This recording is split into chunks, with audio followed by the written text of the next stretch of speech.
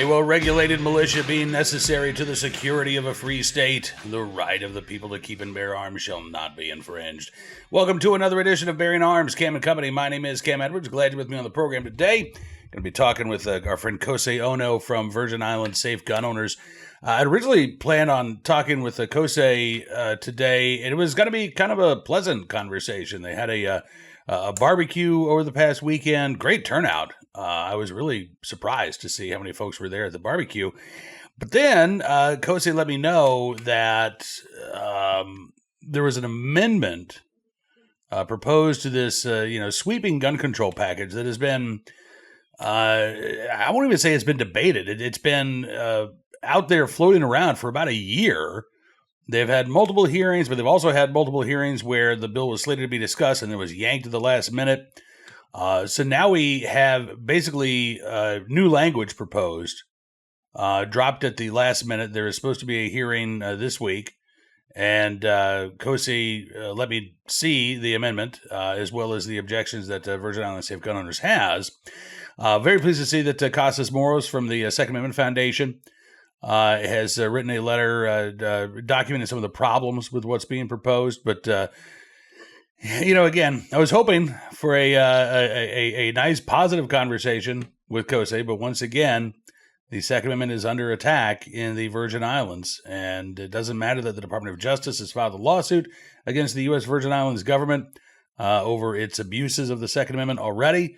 It looks like there are just some politicians there in the territory that are looking to double down on these infringements. So with that in mind, let's kick off the conversation with Kosei Ohno. Take a look and a listen. Kosei, thanks so much for coming on the program again. It's really good to see you. Thank you very much. Thank you for inviting us. Absolutely. I just for the record, I feel pretty good because I've never canceled an interview on you, and you've never canceled on me. Well, you and I have a much better relationship than apparently the Virgin Islands government has towards gun owners, because you keep getting the runaround. They keep saying, we're going to discuss this bill. You want to come testify? You say yes. And then, at this point, it's like, like peanuts, like Charlie Brown and Lucy pulling the football out of the way, right? It's like a whack-a-mole. This was all the council's meetings, invitations, maneuvering. We counted up to date is 10. 10 times in which I either showed up, invited, canceled, indicated that I will show up, then canceled. I was told and warned these are the tactics to wear people down, that they invite, make you get on the ferry, fly over, find a hotel room when there is none, cancel, spend money, try it again. Are they here today? 10 times. They so much so they don't even want to invite, so they did a special order. Special order when nobody was around, where all the senators were, bypassing 2 Senate committees, one the Homeland and the Rules Committee, and say, hey, let's just do it here today. Nobody's around. So they tried to do that with the gun control bill that we're talking about here, right? But did they try to slip in this? Basically, it's a brand new bill. It's an amendment, but it's a brand new bill. Did they try to do that through a special order? That was the bill, the yellow one. We call it the yellow bill, and the blue bill. Blue bill was the original one we started talking about. And then the yellow bill was the one that they were trying to pass. Okay. In a special order without our knowledge or presence, and then fortunately there were upstanding senators who stood up to that bullying tactic, and we later were invited to testify this coming Friday at 10 a.m. at St. Thomas Legislature's building, and we're inviting and all the members and those who are interested party. This is it. This is it. This is it. You think there is going to be a hearing? This is not only there's going to be the control has shifted because it's a committee of whole. Okay. The gamesmanship was being orchestrated with the sponsoring Senator Cliff Joseph. Okay. So this has been taken away as a committee chair. Now it's the committee chair for the whole is the President Potter. Okay. And he has been. We have worked with him. We have met with him multiple times, and he has been giving us the opportunity. So we believe his goal, as stated to me, is to make this fair and equal time, equal opportunities, equal witnesses, so that if it needs to be heard, it's going to be heard, and then we'll be heard, but with the presence of the opposing party. And so we're working with a senator on this one. So we don't think it's going to be canceled. Okay. So the games have to end. Yeah, well, I'm glad you at least feel like you're dealing with somebody who's who's at least got to give you a square deal, right? I mean, you don't have an issue with supporters of this gun control bill coming to testify. You just want the opportunity to testify as well. You want gun owners to have the opportunity to speak their mind and point out the flaws with these bills or this particular bill. And you're getting some help too. I mentioned that Costas Moros from the Second Amendment Foundation has written a letter to the committee pointing out some of the legal issues here. Costas on social media today said that the bill that the Virgin Islands is considering, he said, is basically a speed run of all of the major gun control policies that we've seen in place the past couple of years. Sensitive places, including a vampire rule. So guns banned on concealed carry banned on private property open to the public by default. A ban on so-called assault weapons, magazine capacity, ban on guns for under 21s. This, again, Kosei, the Virgin Islands government is already being sued by the Department of Justice. It sounds like with what they're proposing, they're just saying, go ahead and sue us again, because we're going to ignore the plain letter of the Second Amendment and the right to keep and bear arms. That's the part I really don't understand. And one of the things, we are concerned, and we don't want it to go that direction. So when we have a federal government that has been very generous to the U.S. Virgin Islands and disaster release after the hurricane, infrastructure rebuilding, this is not the type of way I think we respond to criticism. I think it's instinct. And I think other states have done it where okay, fine. Yeah, I have the shall issue. Fine. Right. Then I'll make sure you can't take it anywhere. The joke around here is you could take your gun anywhere you want, so long as it's inside your house. Right. And then the other joke is if you really want to go somewhere, make sure you drive on water because you might, God forbid, within 1,000 feet of some sensitive place. One particular one that is so scary is a standard capacity magazine, say for a Glock 17, I believe it's 17 rounds. Mm-hmm. That 17 round magazine, standard, commonly available, millions sold in the United States, and thousands are probably here in the Virgin Islands because it was legal. If you're caught with that, and for whatever reason, because one of the things is if your license is expired or you can't afford to pay the $700 for renewal, or you forget to, and say your license is, there's a case where the gentleman's license was expired and he got a felony conviction. So if it's expired, can't afford it, and you have many guns, you inherited your uncle's collection from his service in Gulf War or something, you may not be able to afford it, but want to keep it. So maybe you don't renew the license or you don't get them for all. And say that the magazine was in your car when your car breaks down next to a school bus station or within 1,000 feet. You're going to jail for 20 years. It's not up to 10 years, not up to 20 years, 20 years. And I think it's the Eighth Amendment for the cruel and unusual punishment. Yeah. For what we believe generally in the country is commonly available, legal firearm accessory or equipment. And they're going to try to put you away for 20. Now, I actually think when I saw it, I think the senators should be afraid. What if your political enemy wants to pin you to something? Now, what's interesting is that the senators that are pushing for it, mm-hmm. many of them are police or ex-police, right? So they put in a carve-out for retired police, doesn't apply. Talk about dual class, everything for me, nothing for you. Yeah. And by the way, we've been violating your civil rights. We're going to be the one writing the rules. Who gives the person who was violent and gets the right to write the rules? This right? is, yeah. I mean, this is just some shady stuff. I mean, and shady, I think, is a really good word because what you guys are doing at Virgin Islands Safe Gun Owners is spreading some sunlight on this stuff. I mean, if you guys weren't around, I think this bill would already have become law months ago. It would have. It would have had. It actually would have probably been law last probably October. Yeah. 2025. They brought it. Nobody knew about it. Came on September, I think 4th or 5th.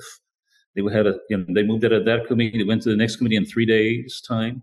It was going to be on the 8th or 9th. And then it would have gone to the committee of the whole another 3 days later and would have been on the desk of the governor. And the governor probably would have signed it. And, you've been able to tap into and I think foster, this grassroots community of segment advocates in the Virgin Islands. I mean, you had gun owners, obviously, but until VISGO, there really wasn't a territorial organization that was out there defending the rights of gun owners. You sent me, you guys had your barbecue last week, and you sent me some pictures. I got to say, Kosei, I was blown away by how well attended it was. I mean, it really seems like gun owners are coalescing and becoming Second Amendment advocates there. It was something. One of the challenges when I first started, and not that I was trying to do anything, is the people were afraid. They have to speak up against police in a small community. There's consequences, and they have seen it. They've seen it, so they were taking it. It's kind of they were taking it. They're being. That's the best word to say. Maybe oppressed in some way. They were taking it. And therefore, they would just to get by. They'll just, it's kind of like getting the car back with a leaking oil. I won't really address the real issue, but just get it back into the garage kind of thing. And so that's what everybody's operation was until, I was forced into taking legal action. And then I think the momentum is people were happy that they could come in a place, a safe place. The place that place that we had on Sunday was a safe place for people to come and share their concerns. And beautifully, we had 3 of the gubernatorial candidates, or 1 representative, and 2 of the gubernatorial candidates came to meet with the members. We had another 5 or 6 other senatorial candidates visit with us. It was a very well attended, and I was actually received a phone call from somebody in St. John who didn't attend, who got the word, how exciting it was for those who came. And I got a call from a person who wasn't there. And so that, to me, I think we're making inroads. And then I think it's something, it empowers people here. And I'm looking forward to and encourage people to show up at 10 a.m. Friday. This is it. It's not going to get canceled. It's it. And if we don't show up, they are going to they're going to push and pass it, because they have all the senators in one room. And if we're not there, they're going to pass it. And then it goes to the governor. It could go to the governor that afternoon. Do you, you say if gun owners don't show up, what's going to happen. If gun owners do show up, if that room, is full of Second Amendment supporters like yourself, do you think there's a chance to defeat this bill?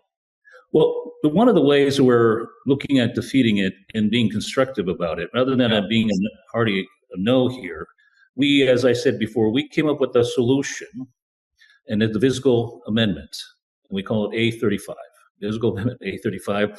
It just happened to be the 35th iteration after I consulted with lawyers, gun trainers, owners of businesses, and their personal experience. And it turned out by the time I got everybody's comments incorporated, revised 35 times, it was ready to put it out there. So we call it A35, but it's not a random number, where it's well thought out, unlike theirs. It's not well thought out. Copycat here and there from big states like California. California has votes. They have the ability to vote in Congress. They're not the same. U.S. Virgin Islands is the same. And this is the part that I think they're missing, and we'll try to emphasize it when I get to testify on Friday. VI government doesn't get the vote there in Congress. Right. They don't have the same protection. And it's not the kind of thing we should be doing. It's bad. I don't want the federal government to pull any funds, because it hurts my business. The people will be ultimately the victims. Mm-hmm. But those things you don't treat somebody who's generous to you in the way you're doing. You say, thank you very much. How can I make it easier for you and follow your guidance and call Constitution? And one of the things that I find it sometimes interesting, they want to negotiate. And I said, no, can we have the price higher? I said, Constitution is not subject to negotiation. And so they feel like I'm being unreasonable because I'm not negotiating. I'm like, I can't negotiate on that. It's not me to say it to some brilliant founders put it in there for a reason. Mm-hmm. For the brilliant people, why would I want to change it? Because it's inconvenient for you. You would never, if I charge $150 every time you spoke in the Senate, and I said that's reasonable, right? How long before they'll try to repeal that law, right? Yeah. So Second Amendment is not different. You're charging every time I get a gun? I don't think so. Yeah. Well, listen, I hope you do have a great turnout on Friday. I hope that you do get the opportunity to speak. I hope that 35. And Okay. just briefly put it up. And the reason why I bring this up because I think those who are interested in support, we are proposing our bill. It's called VISGO Amendment A35. And if your viewers would like to support us, if you call the Senate President, who's the chairperson for the committee, and say that you support VISGO A35 because we know we post our bill, everybody gets to see what's in it. And then you could also call the office of the sponsoring senator for this particular bill and say, we support VISGO A35. Okay. And give them a call and just say, hey, we're supporters. Let's do the right thing. There's something good on the table, and it could solve all the problems. I think the U.S. DOJ will help you with the bill. We address their concerns in pattern practice. We keep things to make sure. Your registration scheme is still here, but it's affordable, it's quick, it's reasonable, due process is there. I think it's something that everybody could be happy with. Okay. Well, I hope that it is accepted. I don't know what your schedule is going to be like on Monday, but can we get you back on the program maybe? And we'll know something on Monday. I guarantee you that. All right. Well, we'll hammer out a time, but Kosei, again, man, just thank you for everything you're doing. The dedication and hard work that has just been on display here. It is inspiring. And, I'm going to be up in Massachusetts this coming weekend. One of the things I'm going to be talking about is providing that energy and activism. And I'll give you a preview. You're going to be one of the examples I bring up because you are a one-man wrecking machine when it comes to striking down these infringements. And we've been growing, my members are, I might be the spokesperson in many times, but there are many members who are coming from behind, a lot of lawyers from behind who can't maybe come out. They're there. Yeah, absolutely. Oh, absolutely. Listen, I don't want to, when I say a one-man wrecking machine, I don't mean you're the only activist there in the Virgin Islands, but I will say you're the one who picked up the ball and started running with it. And we've seen what you've been able to do with VISGO to turn it into this organization. Again, the folks who turned out for this barbecue, the folks who feel like they can start to speak their mind. Sometimes it takes one person to get that started. And I think this has become much bigger than you. But I want to thank you for all your efforts. And then again, every VISGO member, everybody who has gone through the same baloney that you've been going through in terms of wanting to testify and trying to testify and having the rug yanked out from under you. Just thank you to all of those Virgin Island gun owners who are persistent, who are staying in the fight, because I do hope it's making a difference. I want to also, thank you for you recognize the Second Amendment Foundation. Yeah, I noticed that they didn't invite any lawyers or independent counsel, so I quickly made an attempt to get in touch with the Second Amendment Foundation's counsels, and then they brilliantly and expeditiously came and jumped in the fight. And I thank them very much. And Luis Valdez from Gun Owners of America has been in the fight early on. Yep. And NRA has been shown interest in potentially supporting us in the future. So this is, if they go this route that they tried to go, it's not going away. Yeah, and you're not going to be alone. Yeah, I promise you that. Kosei, again, thank you for joining us on the program today. We will keep you in our thoughts on Friday, and I look forward to touching base again next week. Thank you, sir. And thanks to Kosei for joining us on the program. And honestly, my thanks to him and all of the gun owners in the U.S. Virgin Islands who are getting active and getting engaged. I think for a long time, there really was no a voice for gun owners. But Virgin Islands Safe Gun Owners is on the scene now, and there is a place for these gun owners who want to become active and engaged in defending their Second Amendment rights to do so. And I think that they're going to have a big impact going forward. All right, let's turn our attention now to today's Armed Citizen story. Mario the Rooster, he agrees as well. Big fan of the Virgin Islands Safe Gun Owners. All right, on to today's Armed Citizen story, our good deed of the day. and our recidivist report. We're going to start there with the case out of Baltimore. I wrote about this at Bearing Arms yesterday. A Baltimore safe street worker, a violence interrupter, arrested over the weekend, charged with attempted murder after a shooting. And now, as CBS in Baltimore reports, the worker's arrest has city leaders defending the vetting process, which, I mean, look, it is what it is. You know, when you're dealing with, well, I shouldn't say what you're dealing with. A lot of times these violence interruption programs specifically go out and look for somebody with a criminal record. They look for somebody who is supposedly no longer a gang member, but somebody who used to be a gang member, because they believe that gives them credibility on the streets when they're trying to de-escalate situations. And when you are looking for those individuals who say that they've turned their life around, how do you know that that's the case? You don't, really. 51-year-old Antoine Burden, again, ordered to remain in jail without bond, facing charges of attempted murder, assault, as well as illegal possession of a firearm. According to Baltimore police, Burton shot a 40-year-old man twice on Sunday evening in a gas station parking lot.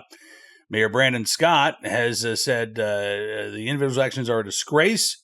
Said he failed to live up to our standards for frontline community violence intervention staff, violated the trust that is at the very core of what makes violence intervention work overwhelmingly successful, adding that nobody should ever resort to violence to resolve conflict, especially someone tasked with promoting peace. I mean, I'll dispute Mayor Scott. If somebody is threatening violence, I think you are justified in defending yourself with violence. Again, that action has to be proportionate to the threat.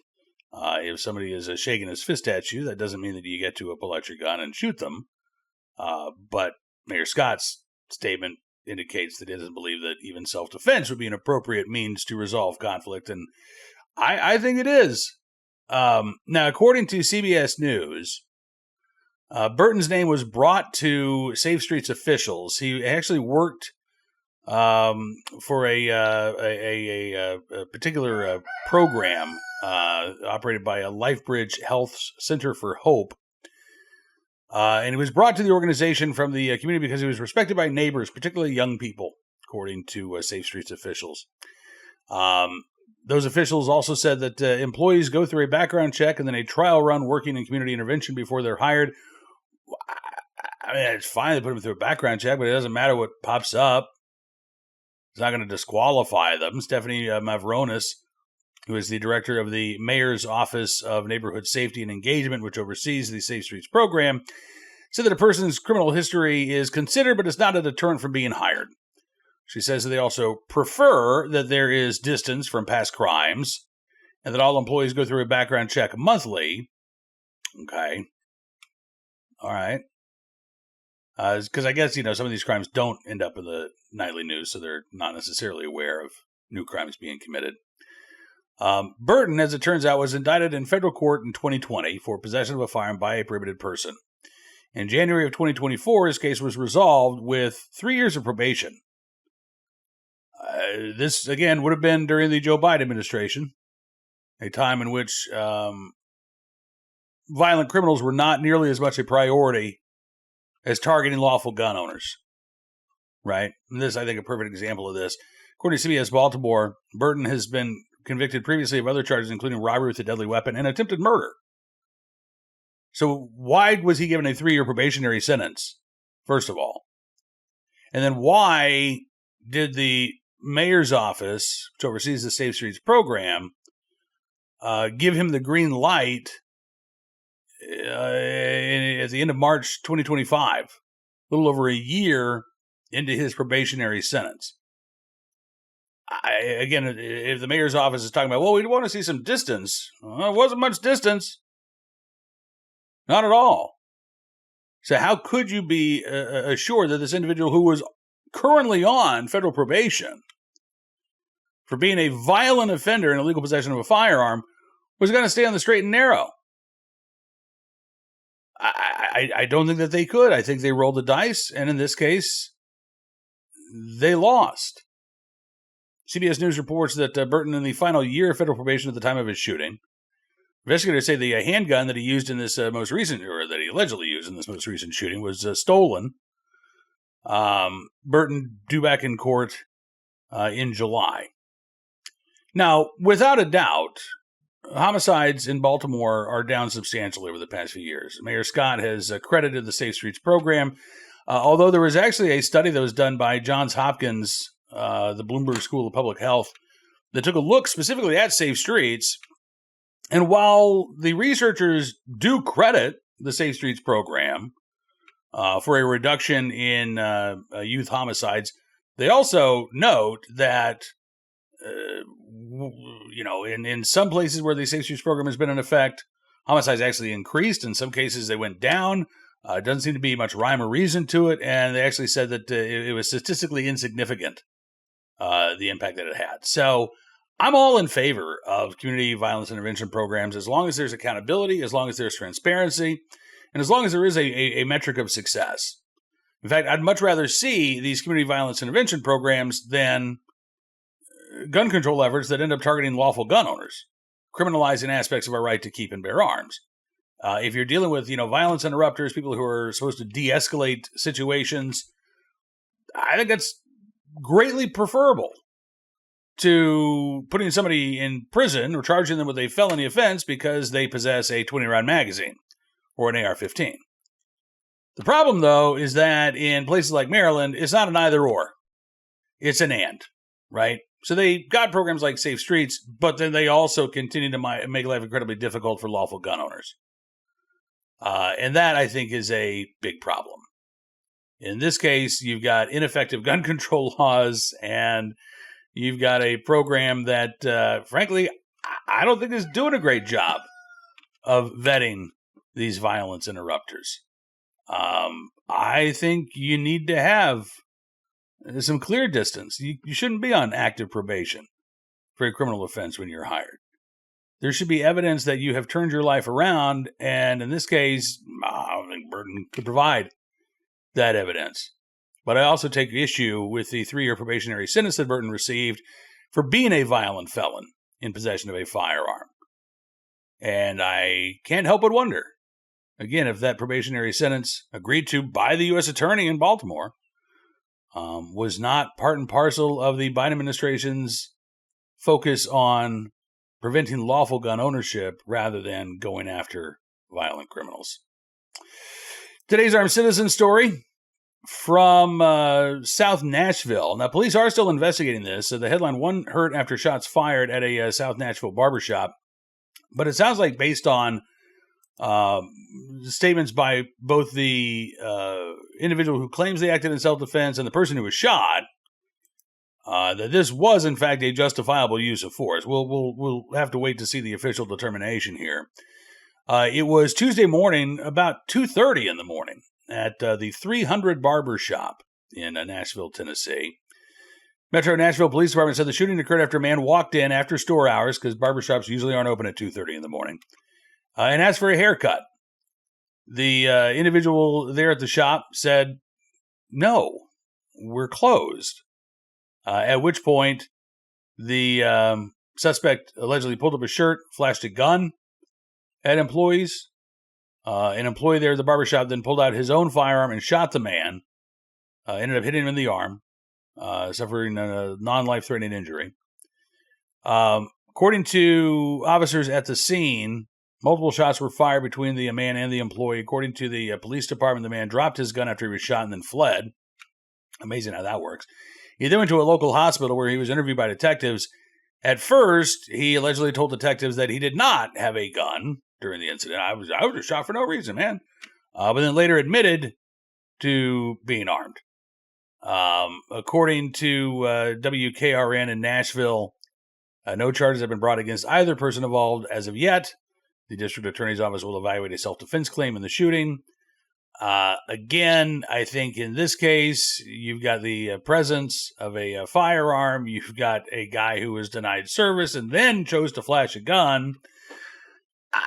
That to me is an indication that that individual is willing to use a firearm in order to get a haircut. By the way, how's that going to work? I'm going to show a gun, put me in that barber chair, and then, yes, I'm going to let you at my head with really sharp scissors. I don't think this, not the brightest bulb in the chandelier, apparently, but we will keep our eyes on any more updates out of the Nashville area. But again, I suspect unless there is some new evidence that emerges, the individual who fired those shots is going to be deemed justified in doing so. Finally today, our good deed of the day, in the right place at the right time, willing and able to do the right thing. A couple of teenagers in Fruitland, Iowa, who helped rescue their elderly neighbor who'd been trapped in her yard for about 16 hours. It's hot out there. I mean, I don't like being outside of my yard for more than a couple of hours, and I've got access to food and water when I go inside. So this was a pretty dangerous situation. According to KWQC in the Quad Cities area, what started out as a normal summer bike ride for Gunnar Skidmore and Cohen Chick quickly turned into something far different.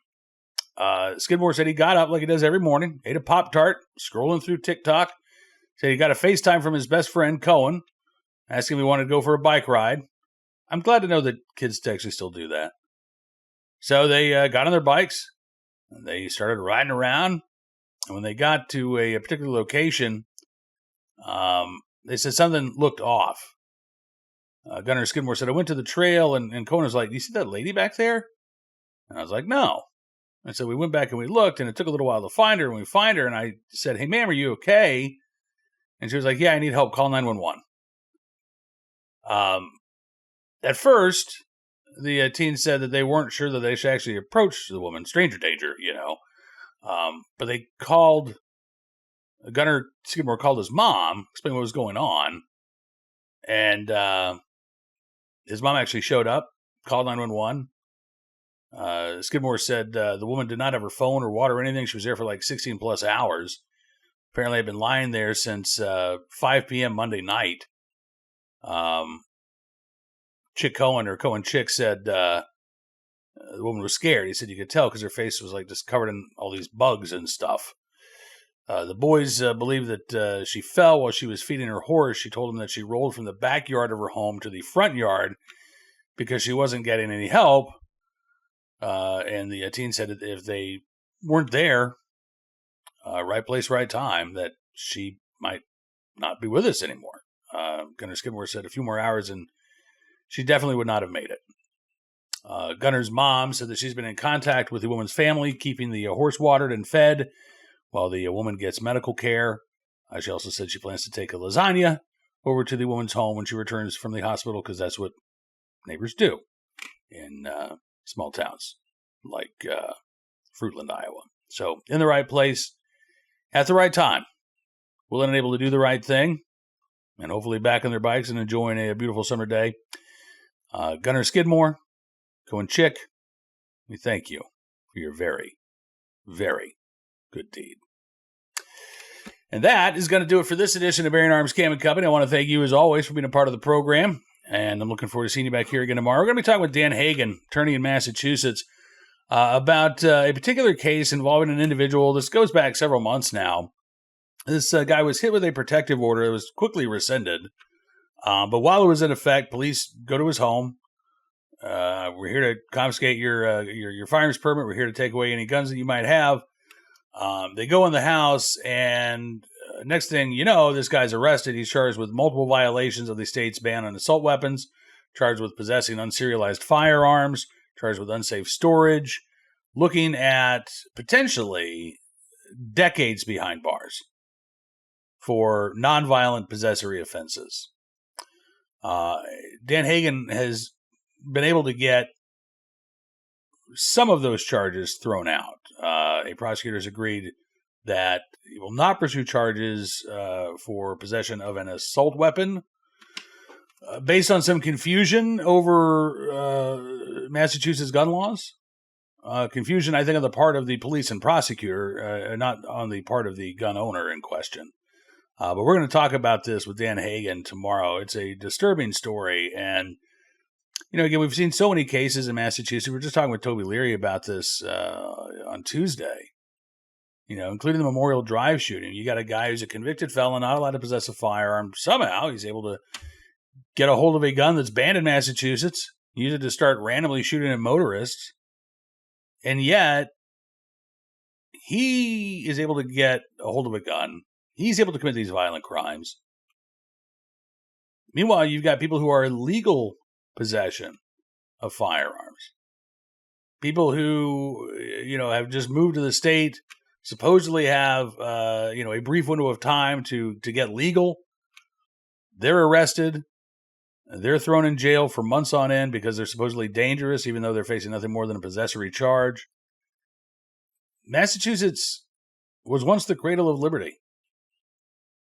And it is hard to find liberty, at least when it comes to our right to keep and bear arms in the state these days. But Dan Hagan is working to change that, and looking forward to having him on the program tomorrow. In the meantime, be sure to check out bearingarms.com throughout the day today. Are keeping you up to date on all of the latest Second Amendment news and information from across the nation, including some legal kerfuffles in Virginia. We were supposed to have an injunctive hearing on Friday in Lancaster County regarding the state's ban on assault firearms and magazines. That apparently is off for now. We've got another injunctive hearing scheduled for June 25th. That is still on for the moment. And the Attorney General is offering a number of really terrible arguments in defense of the state's gun and magazine ban. We're talking about that at Bearing Arms. Be sure to check that out and enjoy the rest of your Hump Day Wednesday. We'll see you back here tomorrow. Until then, be well, be safe, and be free.